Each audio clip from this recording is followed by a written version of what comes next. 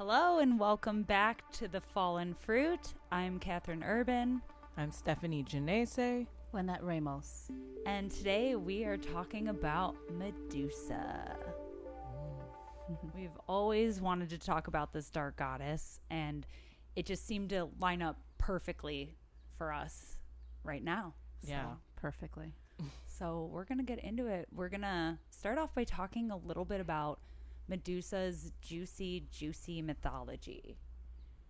Very juicy. Yeah, and then we're going to move into some of the astrology behind it, and then also basically talk about how that's mirroring into our current reality and the plight of the women and current events. It's all super relevant right now. Yeah.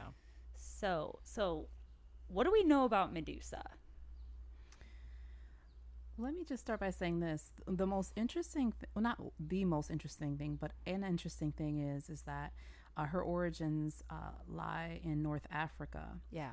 Where she was represented as 1/3 of the triple moon goddess. And I think that as we've been looking into some of these goddesses, we find that whether it's goddesses or other figures, is that it's like they're almost potentially reincarnating in different places and maybe known by different name, but there's some of the same energy and archetype and patterns. So I thought that was an interesting thing because I never knew that there was a potential connection there. Yeah, this myth has a lot of layers to it. So we're going to unpack it. We're going to get into it. Yep. So what we do know about Medusa is that she is a snake goddess. She's got snakes for hair, and anyone that she looks at will turn them to stone. So everyone is kind of real fearful of Medusa. But how did she get in that ugly, threatening, monstrous state of being? Mm-hmm. Well, Stephanie, do you want to tell us? I will tell you. So she was one of 3 sisters. So they were the Gorgon sisters. And they were, pretty, I guess, beautiful young women for that time. And she was very much, I guess, a worshiper of Athena. So she worked in her temple, cleaning, tending to it, making sure Athena was happy. There were gifts to offer, all that good stuff. And apparently Poseidon had his eye on this young maiden and decided to sneak into Athena's temple and have his way with Medusa. So it's kind of up in the air for debate as to whether she willingly, let Poseidon basically bone her in the temple, or if he forced himself and then she was essentially raped. I would like to think that either way, it's not that big a deal, but Athena thought it was a big deal. She did not like nobody fucking in her house. So she decided to put a curse on Medusa and turn her into this monstrous being with snakes for hair. And anytime that she, would look at a man, he would turn to stone, making it very hard for her to bone anybody ever again. Very hard.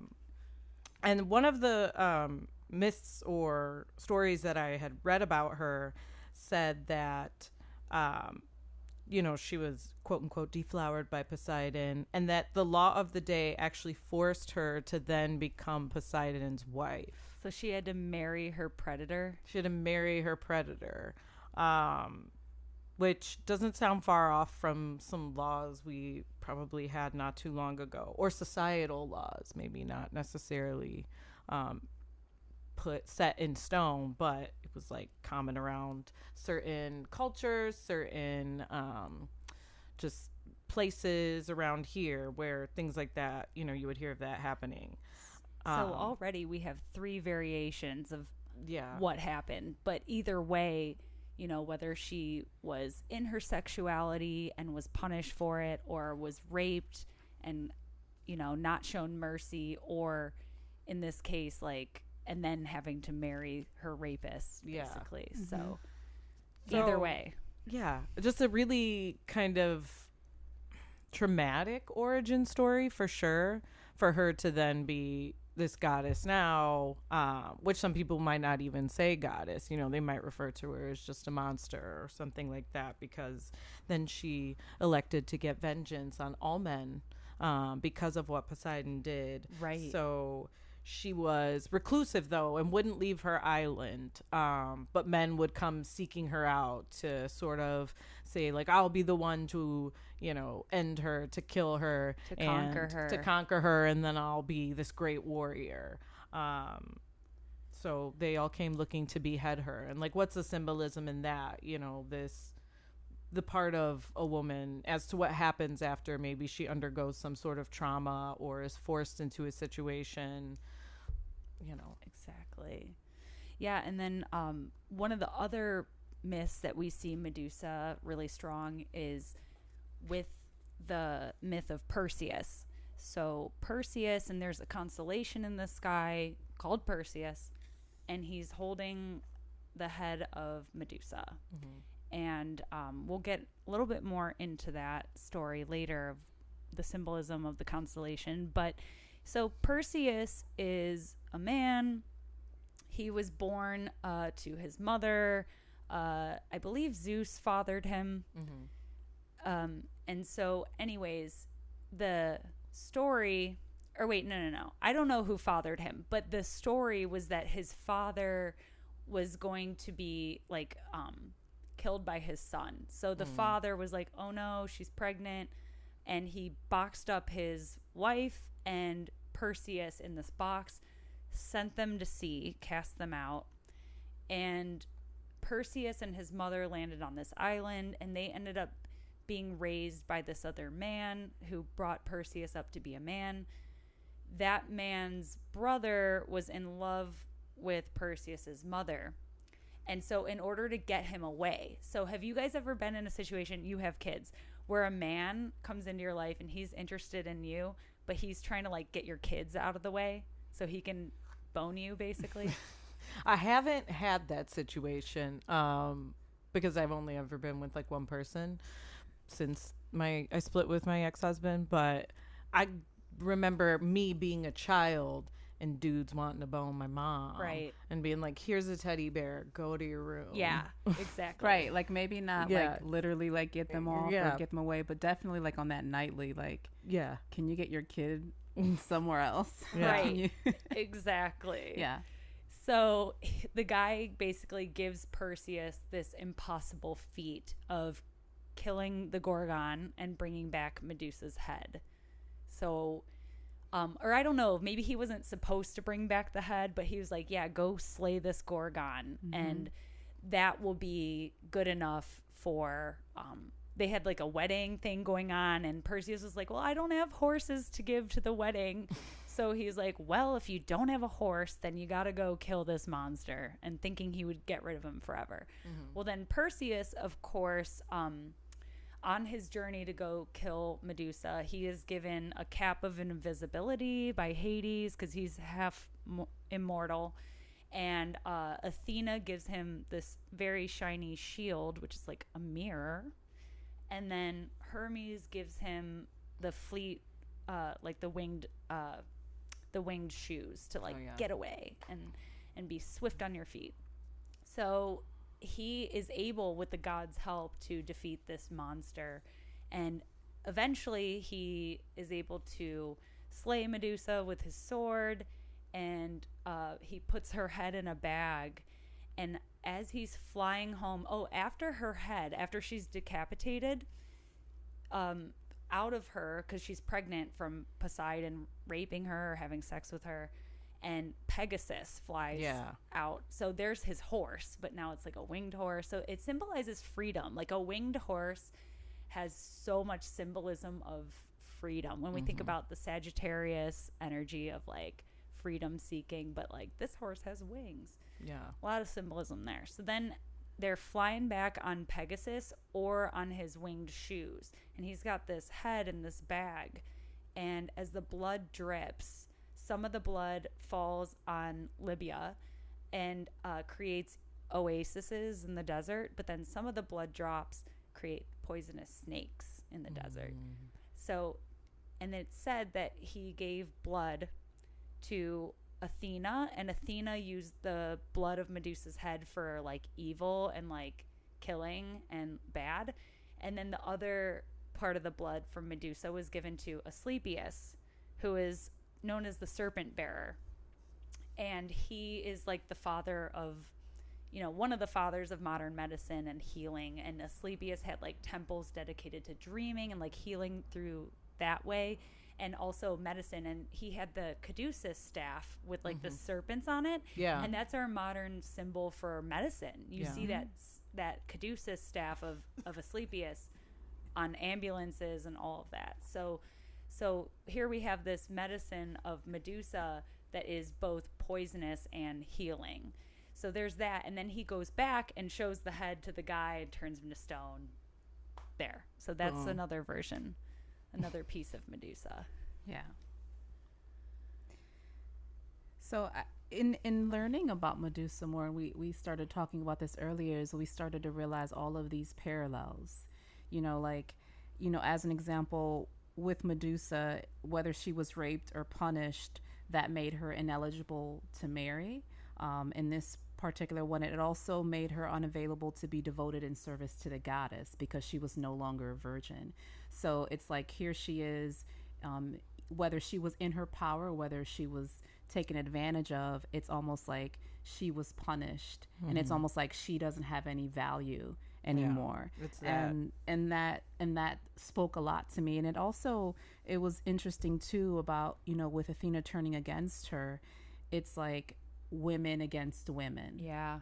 So it's like, again, if you were in your power, the woman, it's like she felt threatened.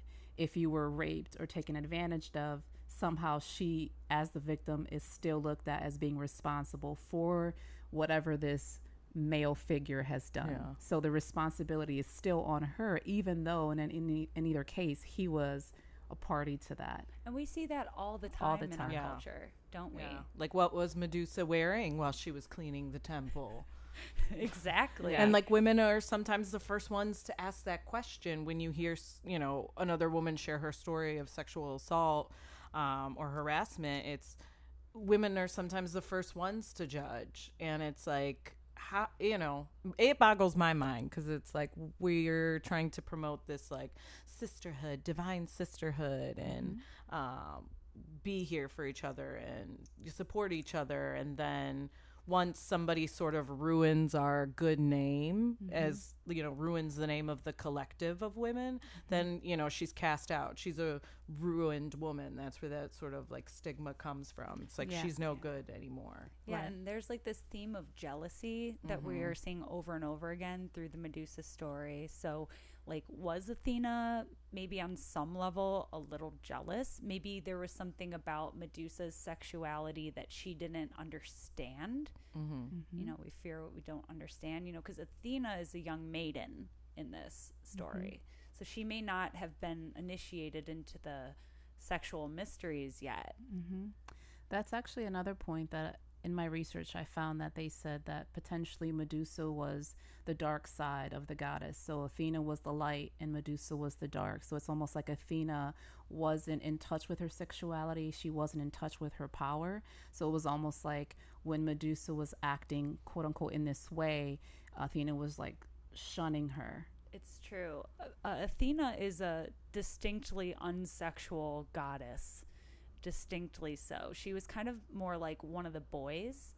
So she was almost even like one of those girls that's like, I don't have any girlfriends. I just skateboard with the boys. Yeah. I'm only like hanging out with guys. I only have guy friends. Yeah. And it's like, I get, to some extent, maybe you've just had unfavorable relationships with women, maybe where you grew up. It can happen, It can happen. But I think as you mature and become a woman, in a sense, you're not a little girl anymore. If you're still carrying around that notion of like, I only hang with the guys, I'm one of the guys, and just to set your, like, I'm not like most girls, I'm different. You're playing into that conversation of, you know, women are inferior, girls act this certain way, women act this certain way, the feminine is bad, the way the feminine acts, their emotions, their anger, that's all bad. So I don't want to be like that.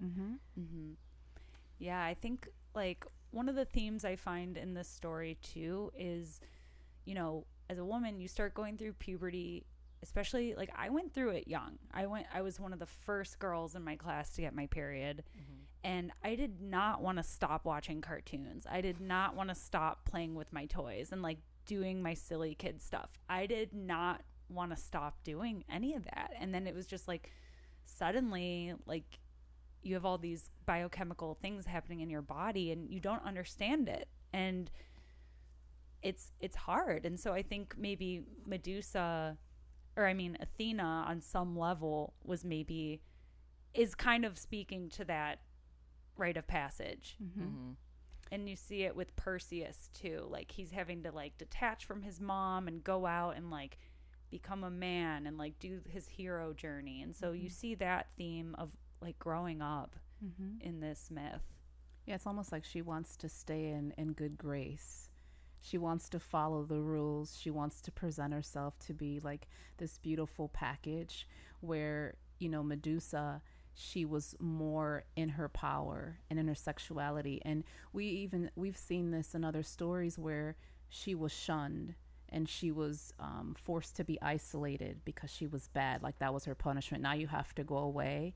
You can't be a part of society. Where this one, who was potentially, she was backstabbing and she was persecuting Medusa, she gets to be, we can still deal with you because you're playing by the rules. You're doing what we want you to do, so we'll play nice with you. But because you, on the other hand, maybe were against the rules or you were in your power, you're going to be made an example of. Right. And so, you know, again, depending upon what story we're looking at, Medusa has this level of courageousness that this is who I am. This is, you know, if you want to punish me or if you want to shun me, then let it be what it is. But this is who I am. She's like Stormy Daniels. Right. Like, we'll just pay you to go away. Yeah. Yeah. She's like, but you'll still hear me. Yeah. Yeah. Yeah. And, you know, another point we were talking about too is that when a woman is in her power and she's looked at, whether that's a slut or a bitch or a whore, it's like, we don't want you to behave this way, but there's something about what you're doing that we like, but we don't want to let anyone else know that we like it. We're afraid of it. Yeah, we're afraid of it. We're intrigued by it.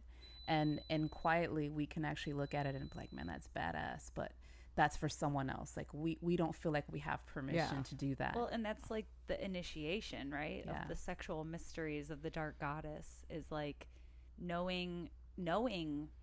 And, you know, we talked about medicine. We talked about the medicine of Medusa's blood. Was it her menstrual blood? In some versions of the story, yeah. And so there's pieces of Medusa that are like equally as poisonous as they are healing. And we look at something like sexuality, and that can be a really destructive thing if misused, or you don't know how to handle what you're working with. Like the snake medicine. If you can't, like, it's a powerful force and you have to be initiated and have training to be able to handle it in a way that it is healing. So we see sexuality can be something that is like supremely healing and regenerative, and it's the most powerful, you know, energy force that there is. It creates life if you use it for that. But yeah, it can also be destructive. Yeah, it can be destructive. I feel like too, like with, and I almost forgot my point here, but yeah, it can be used. It's the discerning energy. We have to know that with our power comes responsibility.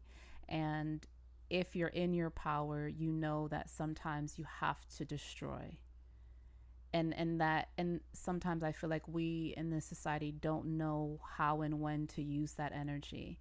Now, we can't be irresponsible and be manipulative and overpower people, but there are times that, you know, if someone is coming in to take what you have or to hurt someone we have to be in a different energy. We have to be in this more protective energy and be okay with being in our power and doing some of the dirty work.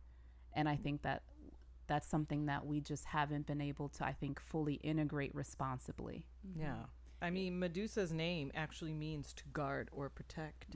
Yeah. And then Athena ended up using the symbol of Medusa's head on the shield Yeah. and on her breastplate. It's almost like she hated what she represented, but needed whatever it was. It's like sometimes, you know, with women or femme identifying individuals, it's like we can throw each other into the fire. It's like because you almost mirror or represent a part of me that I'm suppressing, like to see another woman who represents maybe your shadow self that you're not in touch with or that you're not even conscious that exists within you, and you have this sort of like hatred or jealousy or envy or anger toward her, like look at her out there just flaunting her body or just being in her power or being sexual. We're quick to almost tear those people down. Right. But you know, maybe if we were conscious enough or in loving spirit enough to say, like, I want a little bit of that. Like, maybe let me reach out to her. Maybe she has something for me or something she can teach me. And it doesn't have to look like what she's doing, but maybe, you know, it's my time alone. Maybe I get more into pleasuring myself or self-love, or back into masturbation or things like that. It doesn't have to necessarily look like what everyone else has, but there's medicine and there's healing in sexuality. And I feel like our society has gotten so far away from it. And women are the first ones that we will throw to the fire and sacrifice for finding the power in sexuality. You know what that makes me think of? You know how people have this thing where, like, let's say that there's a relationship between a man and a woman, and let's say the guy cheats. There's this kind of really sick joke that other woman tends to not be as attractive. It's like, why did you potentially ruin this relationship for that side piece whore? But what was it about her that he wanted? Was it that she was more in touch with her her physical side, her sexuality? Maybe because she wasn't as beautiful, she has to use something else. And again, I'm not talking about good or bad, because it's an observation. Yeah. What is it about this other woman that is not as attractive or as appealing that he found something in? Or it can go the other way where it's like, well, you know, what weren't maybe like if you're cheated on, like maybe you don't feel like you're as beautiful. Right. You know? And so like maybe that other person had it. So there is kind of this, again, theme of jealousy here.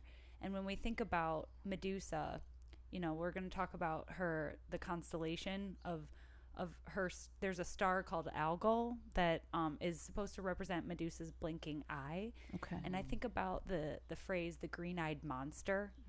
So, you know, she's turning into this monster, and like there's a lot of emotions going on for Medusa. Like there's themes of jealousy, there's themes of trauma, not being understood. But again, she's powerful. Like she has been initiated into these mysteries, and she's very powerful.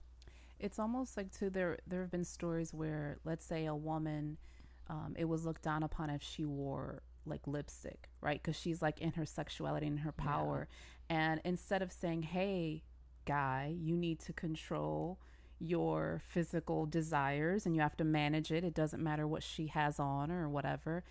And in this case, it's like Medusa, if we look at her stare as being destructive, it could also be looked at as a woman's sexuality, like sexuality when she's in her power. It's like, is it her responsibility to control what that man does? Or is he supposed to say, hey, I don't have to be in my primal self, I can manage it? So again, in these patterns and in these stories, we find again that it always comes back to the woman.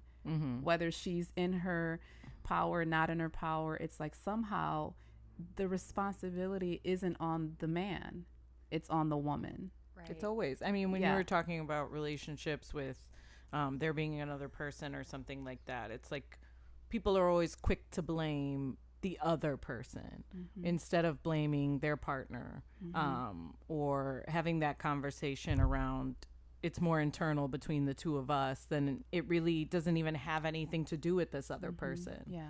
Right. We're always You're so quick to right. blame someone else. Like Athena, you know, what was Poseidon's punishment? It doesn't Right. seem He from doesn't. the stories, that we're reading, it doesn't seem that there was a punishment. He was free to go out and do whatever and desecrate temples all he wanted. And Medusa's, her whole life completely changed. Yeah, and he had zero consequences. He was Right. kind of able to show up, get his dick wet and leave, Right. And like that's basically that still goes on in our Oh, culture where yeah. it's like if you're a woman, you get punished, especially when you're younger. Like you're either going to get a bad reputation for being like a slut or, you know what I mean? Like there's, or like whether you're feeling empowered with your choices and everything like that. I think younger women coming up in today's world have more of that freedom in their sexuality. But like men have like zero consequences.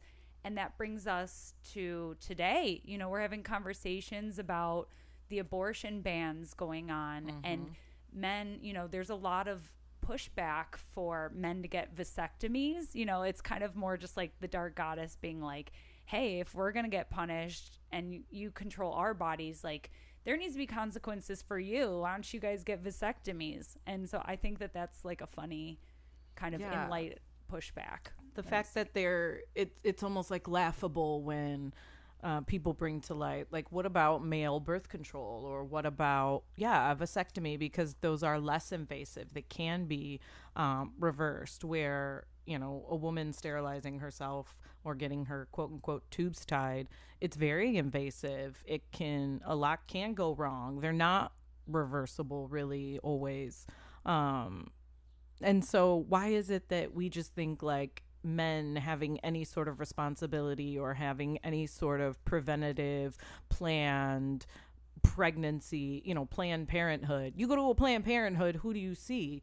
You see uterus having individuals. If you don't have a uterus, when's the last time you went to a Planned Parenthood?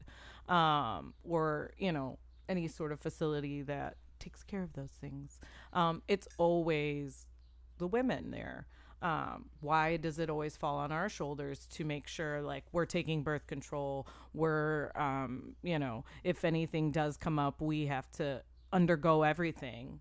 And like our lives have to completely change. It's like, well, if you want men to have equal say, or like the man should have an opinion too if the woman's allowed to have an abortion. And it's like, well, he could have done things to prevent it too, but he was just out here just fucking raw dogging and spitting his seed everywhere to no avail. Like, I have a cousin who has like 7 kids from like 6 different women, and I'm like, what the fuck? But nobody thinks anything of it. Right. But like, if a woman has 7 kids from 6 different guys, it's like, ugh, She's trash. My God. Blah, Right. blah, blah. There's definitely a double standard Hell here. yeah, there is.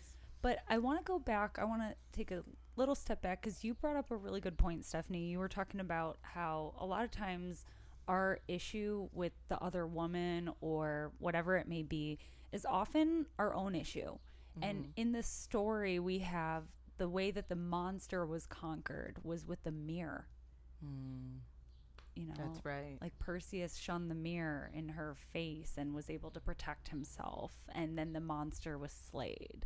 Yeah. It's almost like she was stunned at the vision of herself being reflected back at her. Yeah. And was off her guard for a moment, and then Yeah, and I think like we've all had those moments in life where like you have to take a step back and see, the bad thing that happened to you, how it's become poisonous, and how it might not have been your fault, but like the whole saying, like it might not be your fault, but healing is your responsibility kind of thing. And you have to check yourself. And I think that, as we try to become more whole and more of ourselves and get rid of the conditioning, we have to be willing to kind of stumble around a little bit and make some mistakes, because we're trying to figure this out. I personally don't want to be like anti-man or just angry all the time or feel like I'm being, just blaming. But I also want to be able to stand in my power and not feel victimized and not feel like I need to abide by any sort of rules and be perfect. You know what I mean? So it's like, how can we learn to just be soft and angry and all of that? And there's going to be different times. And I feel like we have such pressure to always be perfect. Like to your example with your cousin having all of these children, no one's looking at him any kind of way. Like it's just normal. And as a woman, it's like you could be perfect and do one thing out of line, and all the other stuff you did potentially can be overlooked. Yeah. Right. Because you stepped out of line. And so it's like we really have to, in my opinion, give ourselves permission to figure it out and to test some things and experiment. You know, maybe, you know, like for me, just to give up some personal information, I have been celibate for many, many years. And I think there was a lot of beauty in that. And I even told myself, oh, well, when I go to have sex again, I want it to just be because I'm in a relationship. But do I have to do it that way? Like, again, like, who do I have to answer to but myself? Yeah. And so sometimes it's like we have to forget what women think, what men think. It's like, what do we genuinely feel in our heart, and really being okay with that? And then if it fucks up and if things blow up, it's like, okay, cool, that didn't work. Now I have to do something different. And I feel like we have this pressure. And I really want us to be able to like release that, because that's a lot to live up to. Always being perfect. I feel like your story too with celibacy, it's like, yes, you know, judging from other stories or maybe like our own conditioning, you know, the perfect ending to that was like, oh, she was celibate for all these years, and then she got in this relationship with this very spiritual in touch man, and then they had beautiful sex, and it was cosmic, and they used to do tantric sex magic together, and that's, you know, like a great story, and you could write a book about it. But it's not real. No. And who's to say, like, okay, you've been celibate for a few years, and then like one night you're like, I just want to get fucked. Like, hey, I don't care if it's in the back of a car or wherever. Like, exactly. And it doesn't have to be this ending of like, oh, it's almost like this new age, like healing fairy tale. And it's like, but it doesn't have to be that. Right. You know, it doesn't have to be. It doesn't have to be. No, your story doesn't have to look like that. No. We get to define it. Yeah. And there's more power in defining it for yourself and not doing what everybody else thinks or what you think sounds like a better story. Right.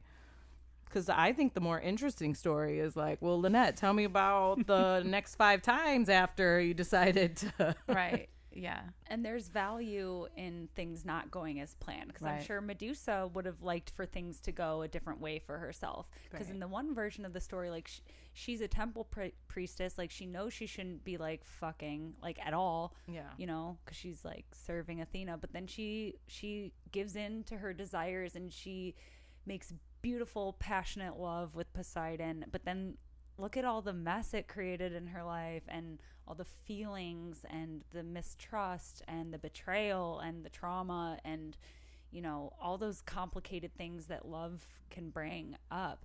But look at, you know, the value in her story, and how if we're looking at Athena and Medusa as part of the triple goddess, like they're one and the same entity. So Athena would be like the virgin, and then Medusa would be like the crone, basically like the dark goddess. Well, at the very end of the story, Athena is wearing Medusa, as Stephanie mentioned, which means to guard or protect, on her breastplate. You know, she's wearing it as something that protects her. So it's almost as if her experience, her wisdom that she gained, because the snake-haired woman deals with the image and the archetype of the feminine wisdom. So she's been initiated now into the sexual mysteries, and now she uses it as an emblem of protection. Yeah, it's like she's integrated that part of herself. Exactly. And even when we look at, and Stephanie, I'm sure you have some stuff to say about this, but even looking at the serpent, like it's been looked at as this negative thing, right? So before it was about power and discernment and wisdom, and then religion and some other things turned it into evil and to kind of like this slimy type of energy. So it's like, again, it's like we look at some of these things that represent power, and it's been twisted so that we don't use it. Right. You know, it's like we don't use that serpent energy. And again, it's about discernment. We have to be responsible of when we bite And when we surrender, we don't always have to be in either of those energies, but somehow it's like over the years, it's like we've been kind of, it's almost, I almost look at it like being domesticated, like kind of raising or grooming someone out of their more primal nature, out of their power to be more docile and to be kind of more manageable. So it's like I feel like some of those things are coming back online, you know, that power and that energy, and we just have to do our best to be discerning about how we use it. Yeah. I mean, at first the snake in the story of Christianity was essentially the devil. You're the devil right. was presenting the apple, which was the fruit of knowledge. So, you know, there is knowledge in the darkness, in the shadow, which we keep reiterating, I feel like, every podcast. Yeah, because some say that the serpent in the Garden of Eden was Lilith. Yeah. And then she is depicted with having the serpent around her and presenting. And that's a beautiful story of two archetypes of womanhood or femininity. You know, here was Lilith, maybe in disguise as this evil, more shadowy creature, presenting like, just eat the apple, like quit being asleep, quit being docile.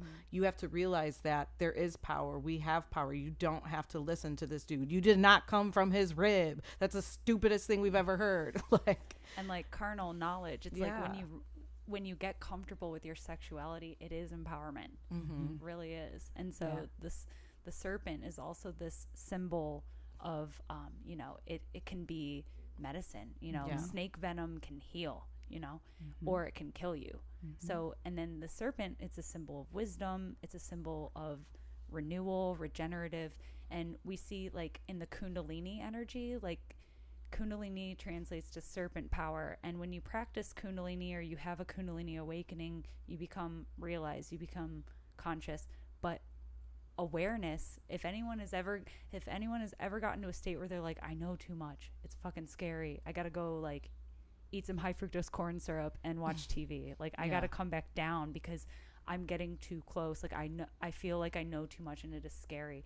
So it's like wisdom and knowledge, like it isn't just something that falls in your lap when you're having a nice day. Like it is something that you go through the dark night of the soul to realize, like you see some dark shit, you see some heavy shit that requires a lot of processing. yeah, it's almost like Lilith was offering that to Eden, or to Eve, in that sense of like, listen, but we'll go through some shit, but just take this first bite. Because in a sense, like, people do think ignorance is bliss, but is it? You know? I mean, it can be until the whole world just erupts into fire around you. And then are you still sitting there like that little dog in that meme? Like, I'm okay, I'm fine, everything's fine. Or like, if you had known, could you have maybe done something to stop it or contain it or control it? Well, that's the thing. It's a double-edged sword. Yeah. And that's why it takes a lot of care to handle. Yeah. And they say, you know, however you look at God, source, you know, that whatever, let's just leave it at that. Like they say, like all of it derives from that. So whether you look at it as good or bad, light or dark, it all goes back to the source. So I think even our opinions and ideas of what right and wrong is there's more gray than we thought. And, you know, if you can think about someone in your life who you may not have liked, or who has challenged you or betrayed you, they could have been one of your biggest teachers. So is it bad? Yeah, exactly. So I think we're seeing that a lot in the Athena Medusa dynamic. Yeah. And I don't know, I just keep, again, we keep talking about how like that power can be manipulated. So it's like Medusa was she was not regarded well because of her power, but yet Athena and is it Perseus? I always get the names. Perseus. They both used Medusa's power. Yeah. So it's like they are like, okay, that's bad, but let me get some of that. Yeah. You know what I mean? Like, what's that about? Well, and that was part of Perseus's journey to separate from, basically like get off the teat, basically like from his mom, and he had to go out and like. He danced with the dark goddess. He danced with sexuality. He danced with that primal wisdom. Yeah. Can you talk a little bit more about how the moon in Scorpio was opposed that star? I think this is going to be fascinating. So, okay. So yeah, speaking about medicines and how there are some substances and forces that can harm as well as heal. It's all in the dosage, right? Well, one such thing is alcohol. And I bring that up because the star associated with Medusa's eye, the head, her beheaded head in the Perseus constellation, her name is ALGOL. And that word gives us the word for ghoul, but it also gives us the word for alcohol, which is a spirit. Mm-hmm. So, and spirits can open us up to the spiritual realm, but drink too much and you're not in control of your body anymore. Right. So it's one of those double-edged swords. But yeah, so Perseus is pretty far above. It's north of the ecliptic, which is the zodiac. But the star, if you were to look up from 26 degrees Taurus, it's north of it. So it is considered at 26 degrees of Taurus. And we just recently had the sun align with ALGOL. And at the very moment that the sun aligned with the star ALGOL, we had a full moon in Scorpio.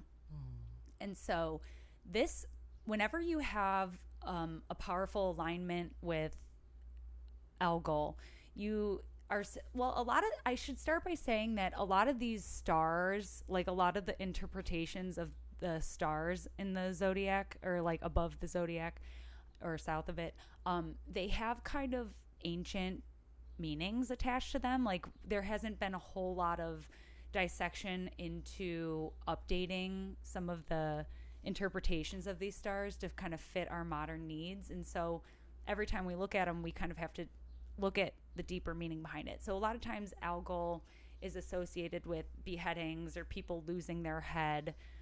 But I also think that, we can find other value from the ALGOL myth or the Medusa myth when the star gets activated.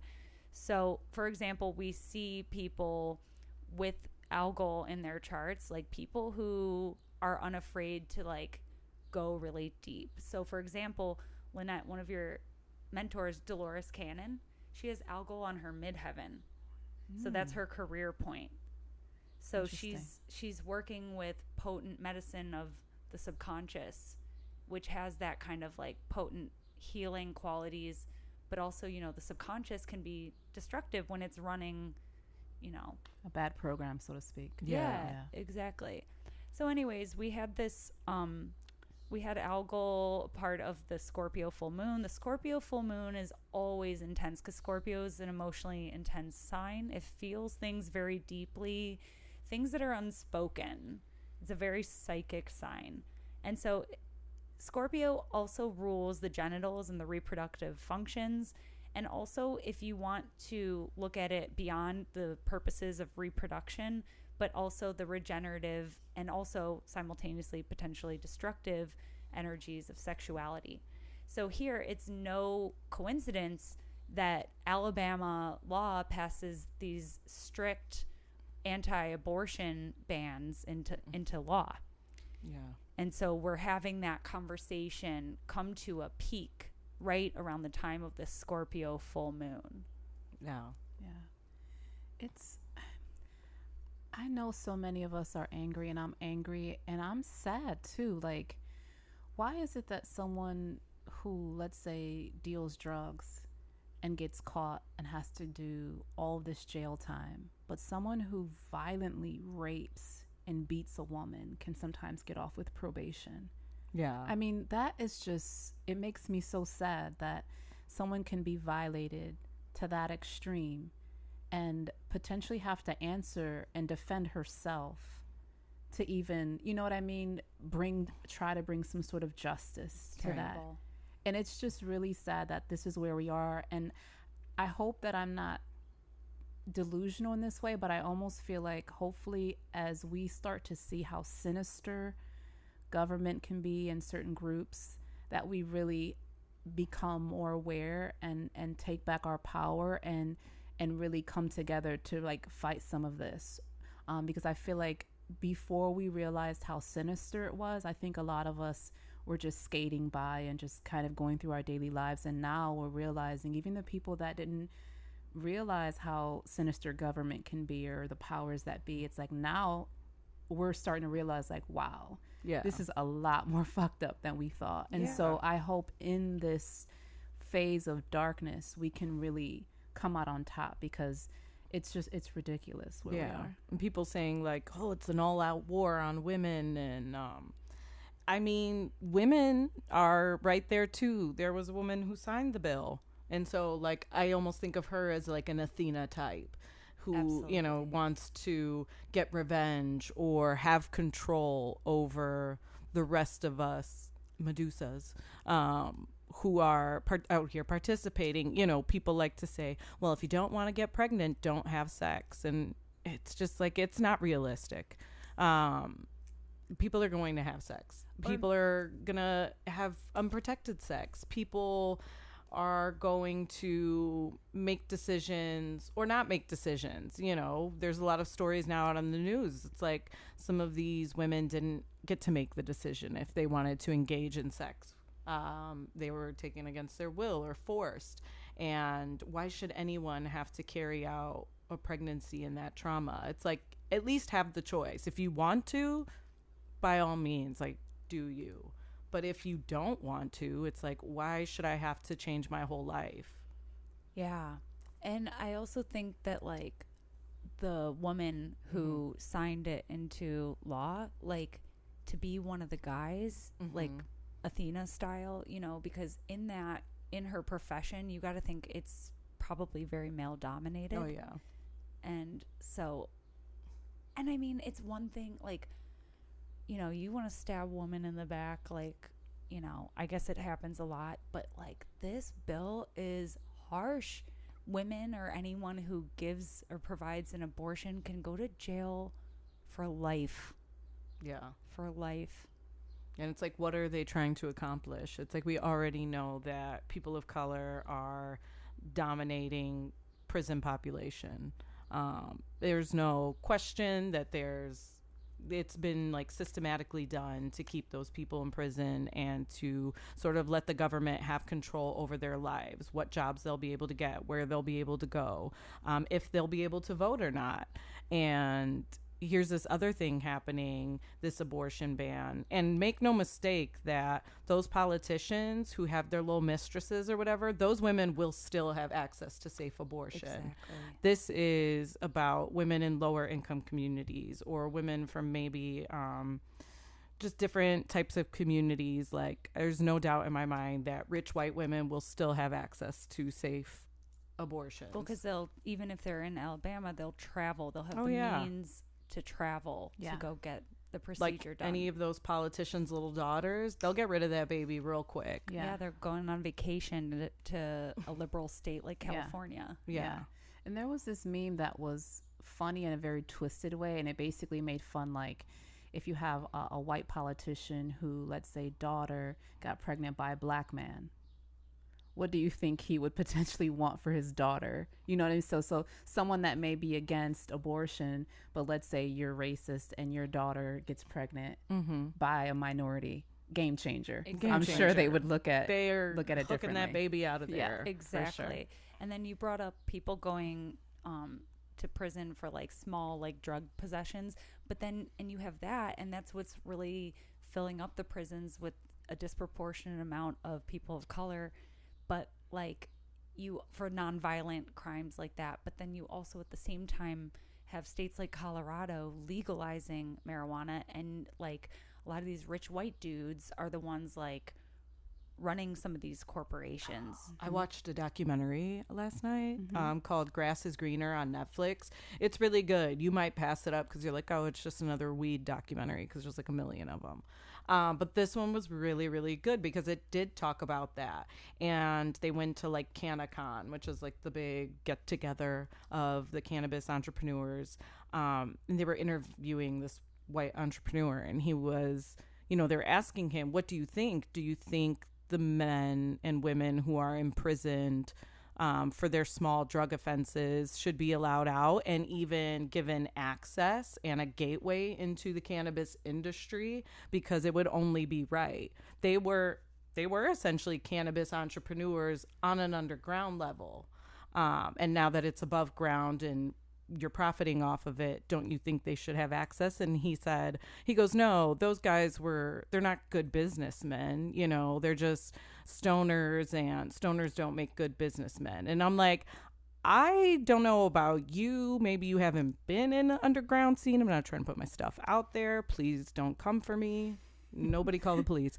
But like, theoretically those speaking, are some of the best entrepreneurs.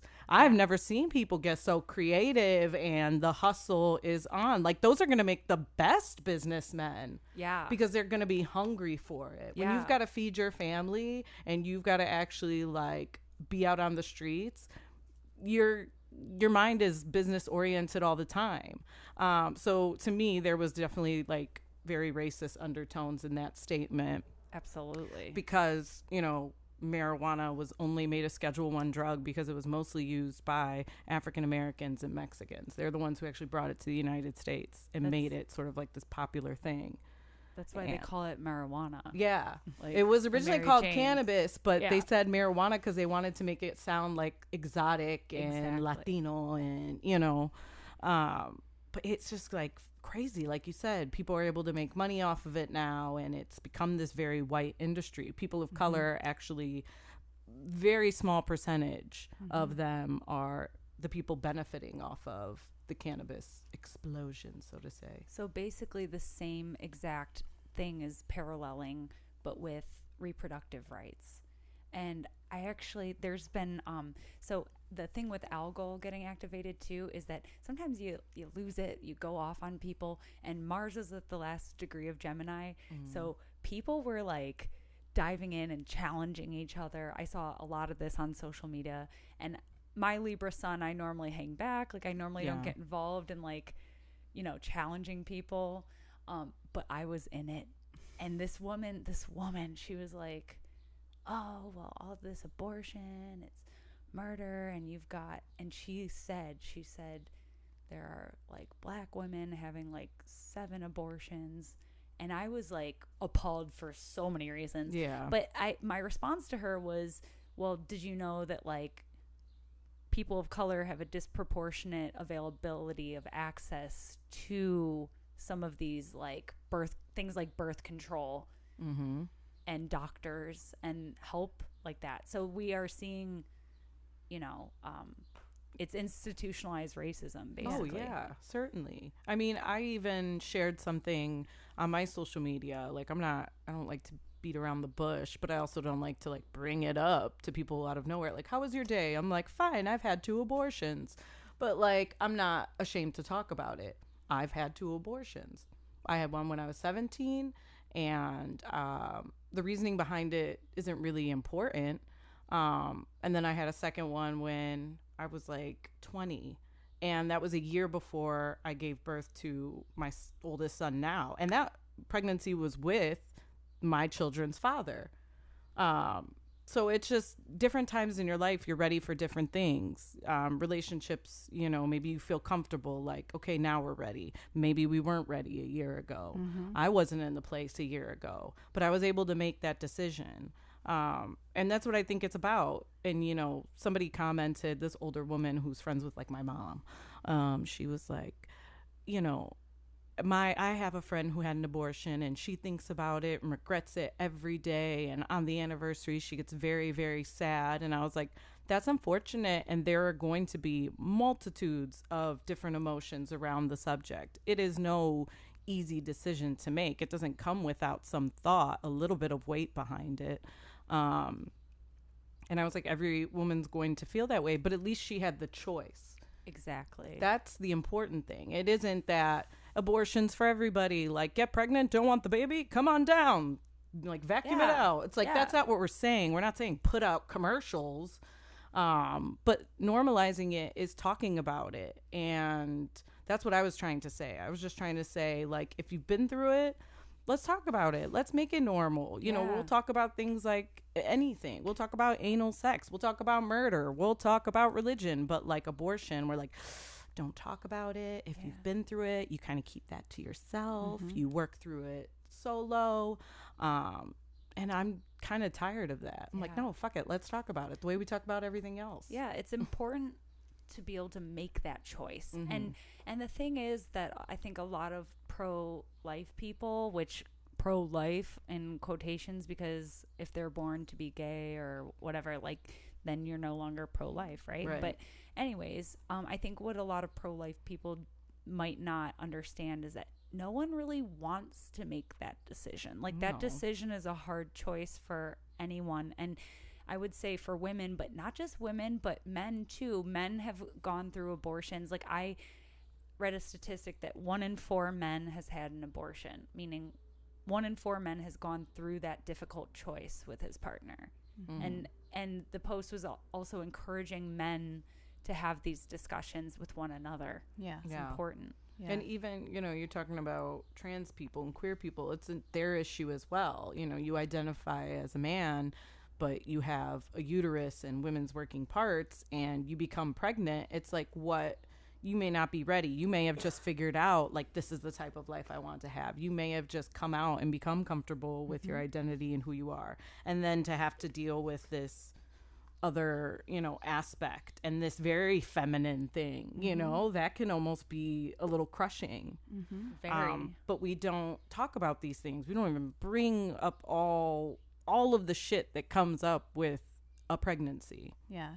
I feel like too, like, people who are super polarized about certain topics probably have a lot of shit buried that they don't deal with. Yeah. It's almost like we don't want to sit with our own shit. We just want to look at someone else and be like, oh, that's right or wrong. You know, it's like, again, whether you're for abortion or not, I think it's really about allowing other people. So if it's a moral issue, let that person come before God, or however you want to say it. That's that person's path. Like, why is it that I'm so against that when what do I have going on in my own life? You know what I mean? So it's just like, I think more of us, I'm not saying that we should just be super passive and just let people hurt other people or just not stand up for anything, but I think there needs to be a point where we sit with our own lives, our own shit, and let other people work through theirs. Right. It's Like, not it's always not- our job to be super judgmental about what someone does or doesn't do. It's not your job to, you're not going to be the one dealing with Yeah. that decision. So Right. why do you care? Right.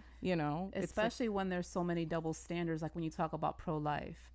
And again, another meme about, do we care about the children being taken advantage of and abused? Or, you know, there's so many different situations that I feel like we don't advocate for these people. Yeah. Kids in foster care. Yeah. So it's Yeah. like, Border. where does that pro-life start and end? Exactly. And it's like, you hear these stories about mothers maybe weren't ready for motherhood, but were almost forced or didn't think they could even say the word abortion, and they have these children, and these children have this quality of life for a few years, and then the switch happens and those mother end up murdering their own children. And it's Yeah. like, for me, I would have rather that woman had the abortion Yeah. and, you know, figured out her demons, or, you know, went on her journey and figured out herself more, or gotten some answers before she committed to motherhood, than to have this child go through life and experience all these beautiful things and build relationships with these people, to then just be taken out of this world in a very gruesome way. Yeah. And I think another thing that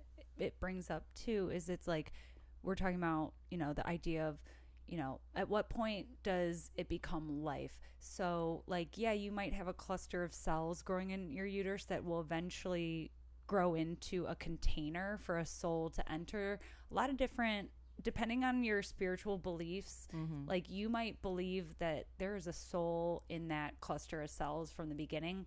Or I know, like, in the Kundalini yoga tradition, we talk about the soul entering the body on the 120th day of pregnancy. You know, so there's a certain, you know, depending on your belief, Yeah. you know, or like the whole idea of like, oh, like, we'll protect you and look out for you until you enter foster care or whatever. But yeah, there's this whole idea of what makes a life. But I also want to bring up, like, autonomy. You know, it's a woman's choice. And so we don't know, just like we don't know what happens after death.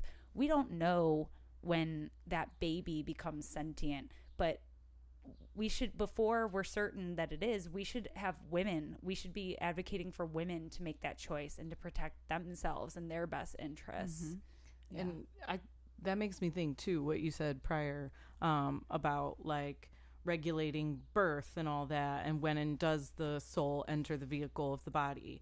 And it's like, so in my mind with this whole pro-life thing, are we going to start government regulating funerals and people's death processions and, you know, death ceremonies? Because if the soul is leaving the body and transcending to heaven or hell, as Christians believe, and Christians seem to be the ones running the show here, so, you know, an Indian funeral or maybe a Muslim funeral or something like that, or, you know, the Mexican Day of the Dead celebration. Are we going to outlaw those things because we think the soul has transcended to heaven or hell? So, Right. you know, why are you regulating then the passage of life into the beginning of birth? If you're not regulating its exit, why are you regulating its entry? Yeah.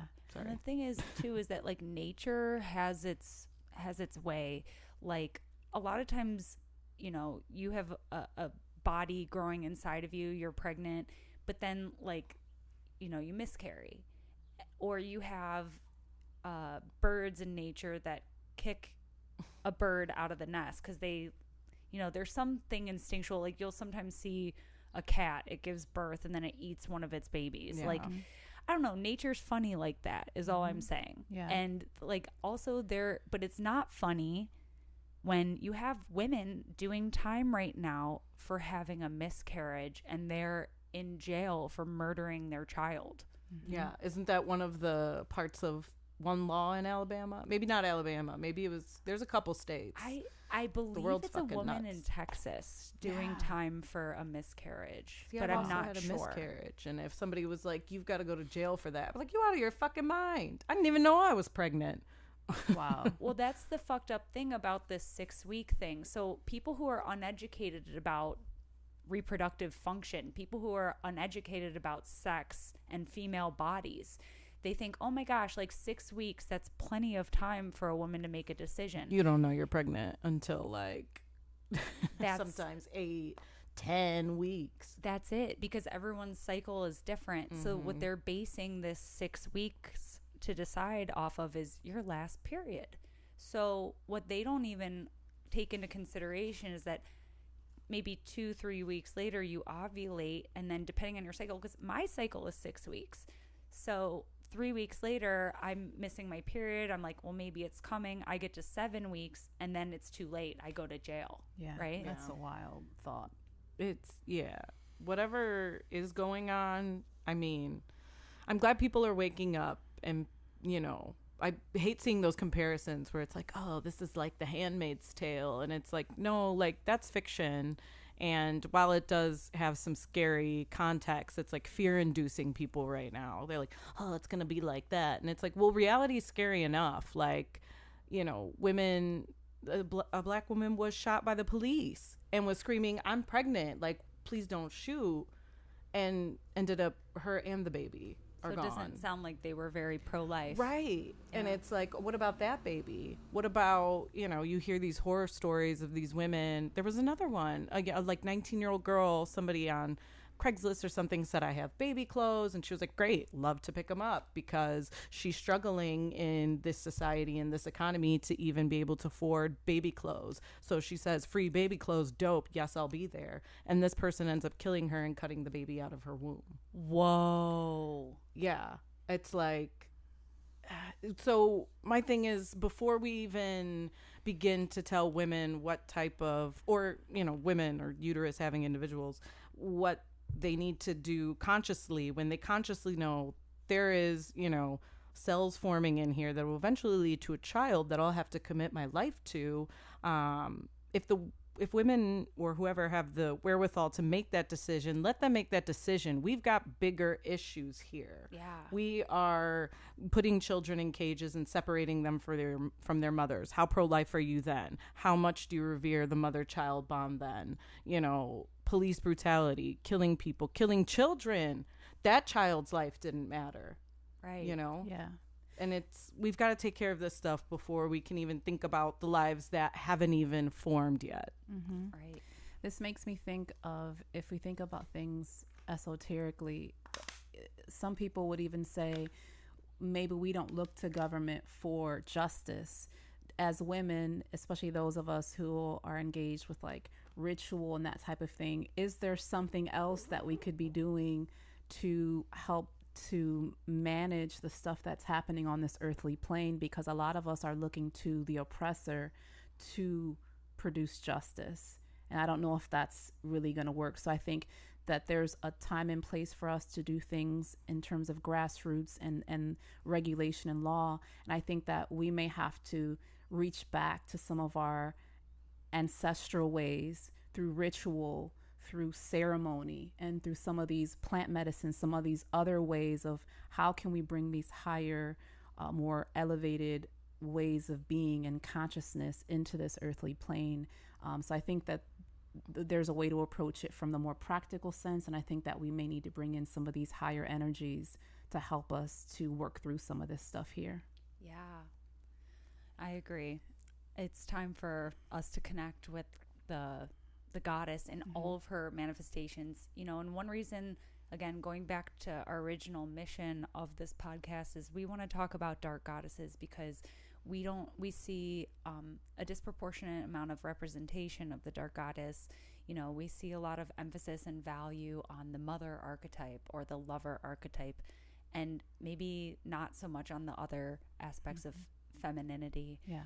And you know, I want to bring up Lilith for a moment too, because Lilith was one of the OG dark goddesses, and she was an herbalist. You know, she was a revolutionary in that way. She was autonomous. She worked for herself. You know, she distributed her healing prowess and her sexuality to assist people. And so that's why prostitution, quote unquote, is one of the first professions. But how do we define prostitution? Are we calling it prostitution was the first profession because that's what patriarchy has told us? Or was it using your body, using your knowledge, using your spiritual connection with your sexuality to help people connect with something deeper? Yeah. But Lilith, she was also known to be an herbalist, and so could it be that her knowledge of herbs and performing abortions, because they didn't have the pill back then? No, there are herbs you can use. I've seen women posting about that, like, we won't stop having abortions, like our ancestors had them. Right. We could easily just not tell y'all about it. And exactly. But what I'm wondering is, could her knowledge of herbs and being able to administer abortions, could that be connected with the other myth that she's a baby stealing demon? Oh, for sure. Yeah. That makes absolute sense. Yeah. Yeah. And I think this is, as we talked about, this is the best time, I think, to be talking about the dark goddess, because she can come in and course correct. She can come in and do some of the dirty work. And I think that as we talk about women coming together, you know, even empowering some of our younger family members or daughters to be in touch with their sexuality and to be responsible with who they engage with, how they engage with them, instead of not talking about it, instead of acting like sex is bad. So it's like we need to really come together. And again, I'm not saying for us not to work at the legislation and all of that. I think that has its place, but some of us just need to be working with each other and bringing in some of these more ancient ways and how to bring them into the modern world, so that, again, women can be in their power, but we can be responsible. Because I know for me, no one told me about birth control. No one told me about how to honor my body and how to respect myself. You know, it was more for me, it was using sex as validation or helping me to heal, or I guess at that point, those daddy wounds that I wasn't aware Yeah. that I had. So the point is that it wasn't talked about, and so the way that I didn't really value my sexuality the way that I could have or should Yeah. have. So yeah, I feel like we have to just come in and be nurturing and be loving amongst each other, but also know like these times are going to require some intensity and Yeah. some tough decisions, and it's not going to be always pretty. No. Yeah. It's like telling young women that, you know, like, oh, you just don't engage in sex. That's the answer. That's Yeah. it. And it's not realistic. Why aren't we teaching young women about having their power, having the upper hand, but also being responsible? Like, how do you honor your body? You know, here are all these different ways, giving them access, having conversations. Like, teaching kids abstinence is the dumbest shit I've ever heard. Right. They're gonna do it. Right. The same way we teach them that whole, you know, even going back to the drug conversation, that just say no of the 80s. Nobody was just gonna say no. And then you have all this misinformation, propaganda, and with misinformation becomes even bigger problems because people don't know how to handle things. They don't know how to handle drugs. They don't know how to handle sex. And because we've just put them in the dark, close that box, don't talk about it, and then you just have complete chaos when you don't have knowledge. So yeah, I think what's missing is education, because while the United States is kind of going through all this, you have people from like Denmark and other parts of like Europe that are like, well, we discuss this, you know, we start sex education, we start talking about it when kids are young, you know, we even like teach people in school how to break up nicely with one another. Wow. And you know, and like how often, you know, I know when I was younger, I like stayed in relationships too long because I didn't know how to say no. I Right. didn't know how to like confront and say, I don't want to do this, you know? You didn't have the language. Yeah, I didn't have the language. No one taught me, you know, we're largely learning it in the dark on our own, like trying to figure it out. But yeah, education. I had a very powerful conversation with one of my clients. For those of you that don't know, I cut hair a few days a week, and you know, hair, that is like, I could do a whole podcast on hair and its spiritual and psychological manifestations. But, you know, this one particular client, we were talking about how she lets her kids do whatever they want with their hair because it's just hair, and teaching them that they have choices and they have control and sovereignty over their body is going to echo into their teenage years, and guarantee her daughter is going to be able to say no and trust that people will listen when she says no. Yeah. That's so powerful. That makes me even think of my son and I have had conversations because culturally, like, I'm Puerto Rican, and it's a given that when you greet someone like your family, you kiss them or you hug them. And my son would say, why do I have to? Like, I don't even like this person. But, you know, I'm forced to, out of respect, out of culture, out of tradition, to do that. And so I think a lot of the younger generation are beginning to question some of these things that are just, so again, it's like he should have the ability, because it's his body, to say, yes, I want to greet this person and hug them and kiss them, or no, I don't. Right. And whatever form of disrespect you feel is something you're going to have to sit with and deal with. That's not my problem. You're right. Like, we put that on children. Like, don't make this adult feel bad. And that's where you have, especially in our culture and cultures like that, where greeting is very intimate and physical. You have these stories of the funny uncle or whoever, and this Or the person, funny aunt. or the funny aunt, or like children being like, yeah, you know, I was touched by this family friend or this uncle or aunt, or things were inappropriate. Because where are you giving children boundaries? They don't know how to say no. They don't know that their body is theirs, and they have the option to engage in physical contact and not. Because when you come from a culture where physical intimacy is a way of greeting, even such a basic thing as a greeting, it's tricky, these lines. I've even seen men in my family, when dealing with a small child, and let's say they want love and affection from this little child, it's almost like you're gonna make that baby cry because you want to kiss. That to me pisses me off, and I Yes. feel like it's not about that. Like, when, for me, now that I've learned, it's like I ask little kids, can I have a hug? Can't. So again, these are these boundaries that I think are being redefined. Yeah. Yeah. Yeah. But there's so many parallels in this story, and I really think that, you know, we're in a time where we are bridging the ancient with the modern, bringing forward what works for us and integrating that into our modern way. And I would love to see myself and other women doing more ceremony and ritual with this dark goddess energy, learning from them. How do we bring forward more power and this ability to make change in our community, but doing it in a responsible and loving way? So I would love to see more of that. I think women could really benefit with connecting with the archetype and learning about that and figuring out for themselves, how do I integrate that and what does this look like for me? Yeah, because I think the dark goddess is very much needed right now, because she is, you know, both. Like, she can be destructive and she can be regenerative and healing. We see that in archetypes like Kali, you know. And so what do we need to destroy collectively so that we can birth forth something new for our daughters and our sons and our future generations? Yeah. I think going back to the Medusa myth, it's like there are good parts of the Athena archetype, that warrior, that strength that she possesses. And, you know, doing away with maybe the jealousy and the envy. And then even with Medusa, you know, the parts of her that maybe she should have been a little more powerful. Maybe she should have, if it was her decision, maybe she should have stood more powerful and be like, I made that decision. I wanted some dick. He came to the temple. Bing, bang, boom. Not bing, bang, boom.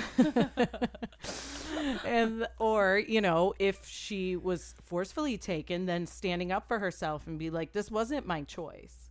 But, you know, in her death, that image of Pegasus, the winged horse, like the complete manifestation of total freedom. And it's like when we let go of the anger and the hurt and thinking like, it's a war on women, we got to take vengeance against men. It's like, no, it's this complete system that was built by, we're all to, like, women and men are to blame. This fucking woman in Alabama signed this bill. Women are as much a part of the problem as men are. And how do we get complete and total freedom? How do we morph into the Pegasus and expand beyond this? Well, I think part of that too, you know, if we're talking about like what kind of practices can we do, and you know, part of the myth was the reflection, and we talked about that in our last podcast about the dark moon phase and being able to take that time and go within and like look at it. Like, I know with this Medusa full moon recently, like, I did see a glimpse of myself that I didn't like and that has always been there, but I never saw it that way before. And how powerful is that? And so I think like the periods of reflection and encouraging younger generations to like really reflect, what are your values? What's important to you? What are we getting out of this, so that we don't need to feel like we have this vendetta? What are your choices? What are your wants? And here's the thing, like, the feminine is here. She is reemerging. And I want to share a really quick story about a psilocybin experience that I had a few weeks ago. And it was interesting because in my experience, I was like giving birth. I was going through the birthing pains and I felt like I was going to like take on myself. Like, it was like the whole thing. And there was this moment where it was like, she's here. Like, she has been, it's like we're birthing this new consciousness. We're birthing this more feminine aspect. And there was a point in my experience where whatever, let's just call it Father and Mother God for simplicity. It was like Father God was way in the corner and he was just hanging back, and he knew that he was just holding space for her to come in. And so it was like, to me, it didn't feel like this conflict of, no, I'm the masculine, I'm going to come in here and dominate. And he's like, it's almost as if he was like, I've had my time. And for this particular time, where we are right now, the feminine has to come forward and she has to kind of take. And it felt beautiful because to me, that's masculinity, that's power, is when you know it's not my time right now, I'm going to step back, and being secure enough, right? Because if a man is secure in his masculinity and his power and who he is, he doesn't have to fight anyone. He knows, okay, there's going to be a point in time where I'm going to come forward, I'm going to make the decision, I'm going to lead, And then there's going to be a time where it's like, okay, no, you know what? You know what's best right now. So I'm going to hang back. And that to me was really beautiful because it showed that we can do that too here. We're not saying men don't have their place or men, we can't allow them to lead in certain ways. But I feel like right now it's about the feminine coming in and restoring balance. And I think that some people are rejecting that and they're fighting it. But I don't know. I think it's going to, I mean, you know, it is what it is. Yeah. I wanted you to touch on, though, real quick, maybe we'll close out with that. But you were talking about how women maybe making the choice during those dark times to withdraw, going back to our last podcast, and now making the choice maybe to come forward and removing the victim stigma. So if you want to touch on Wait, that. you mean like from the book that I was talking about? Yeah. Okay, so yeah, I'm reading this awesome book. If you're interested in the things that we're talking about, it's a book by an astrologer named Demetra George, and she has this book called Mysteries of the Dark Moon, and it has a good amount of astrology in it, but really it has a lot of about like archetypes and the dark goddess, and it's a gem, it's a mine of a book, like it's amazing. But she talks about like what if you know, we had matriarchal societies, and what if in like the distinctly like archetypal feminine cycle of, you know, having your period and going within and withdrawing and the necessity of withdrawal, what if these last 2,000 years was necessary for the goddess to kind of withdraw herself a little bit? So we've had kind of more of a distinctive patriarchal society in the last at least 2,000 years, maybe more, probably like 4,000 years actually. But like it's been distinctly masculine, or yang, however you want to look at it. But yeah, she theorizes in this book that like, what if the goddess had to just do her thing where she needed to retreat and regenerate herself a little bit. And so now we're kind of at the point in the cycle where she's coming back, you know, but like just barely poking through the soil right now, but we're coming back, and the goddess and the feminine energy will reclaim herself. And yes, hopefully, you know, the men want to do it too, because men, or if you're not binary, you know, we have these polarities within us in some degree of balance. And so we want to awaken the goddess and have a better relationship with her, all of us. And it's not always about gender, to your point. These are about the feminine and masculine aspects within ourselves. So it could be looked at that, okay, now is time for more compassion and nurturing versus domination and power over someone else. So it could be looked at in a, you know, few different ways. Exactly. And her theory even went one step further, to the point where like women, like the goddess kind of has felt under attack in the last few thousand years, because maybe people felt abandoned by her, like her nourishment and everything. People have always historically worshipped the goddess because of her nourishment. And, you know, to feel kind of abandoned by her has kind of made people kind of feel like, well, she, you know, where is she? Like, we feel lost in the world. And so we have been kind of in this period of darkness in the last few thousand years, but it's coming back. It's almost like a cry for mom. Yes. Like, you know, when's mom coming home? When's mom coming back? And there's that sense of relief when you do feel that mothering energy or that nurturing energy come back. And I think maybe you're right. You know, maybe it's not so much like this, it's a war on women, we're the victims, we've, you know, been overpowered. What if it was more of a collective conscious choice of like, no, we're going to retreat, we're going to make ourselves stronger, we're going to nurture ourselves, get the rest we need to come back. And maybe that is why so much you see now, like this other energy, the combative nature of masculinity being like, no, we've got to put some chains on you and keep you buried a little bit longer. It's almost like that they don't want to let go. Well, because as we've seen, everything has its shadow side, and especially the dark goddess, she definitely has a shadow side. And so what happens before we take that sleep? You know, we might be cranky, you know, or we and like, fight it. Or so like we need that period of rest and introspection so that we come back stronger, basically. Right. So the goddess is coming back strong. Yeah, Stronger. I think she's here. Watch out, motherfuckers. I'm just kidding. I know you're not. I'm not kidding. I'm not No kidding. jokes. No joke. Okay, so that I think wraps it up. Yeah, Yeah. So that feels good.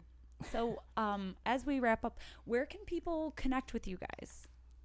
So you can find me on Instagram at Lynette, LYNETTE .Maris, MARIS 3, and at my website, LynetteRamos.com. You can find me pretty much on Instagram too, at ST.GINESE. Genese, my last name. And then my website too, StephanieGenese.com. And then do you guys have any events coming up in the Cleveland area that we can connect with you? I don't have any group events. I'm just doing my individual quantum healing hypnosis sessions, and I'm actually adding some additional services on that are more geared toward like energy clearing and body work. So that's what I'm focusing on now. Yeah.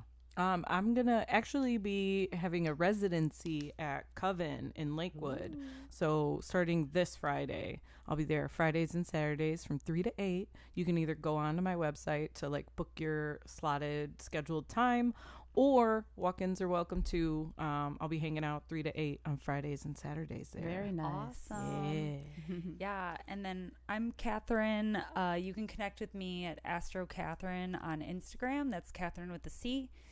And as far as astrology events, I am doing a pop-up at Felice Urban Cafe on June 2nd from 11 to 2 p.m. And you can come get a mini astrology reading with me there, or rumor has it I'm going to be doing some stuff with Coven here soon as well. We have a meeting this week to discuss. Yeah. So yeah, I had a meeting with her last week, and that's how we like set the schedule. But I'm also going to be there on June 2nd doing like little mini tarot readings. Oh, are you? Awesome. Yeah, he asked me to Oh. come out too, and he was like, well, we have a bunch of stuff going on. I was like, dope. I'll There's be gonna be there. a lot of readers and Yeah. juices and CBD mocktails. Yeah. Yeah. so Just dope creative people. So it is, yeah, June 2nd at Felice Urban Cafe. I think tickets are $20, but like you can get an astrology reading with Catherine. You could do tarot reading. Lynette's just going to be there being her fly self. yeah, come connect with us. Come Yeah. plug into the awesome community that we're building together in Cleveland. Yeah. For sure. So Till all next time. So yeah, until next time, yeah, just stay awesome, stay vigilant, call and donate to the ACLU. Yeah. Stay dark, friends. Stay Peace. dark.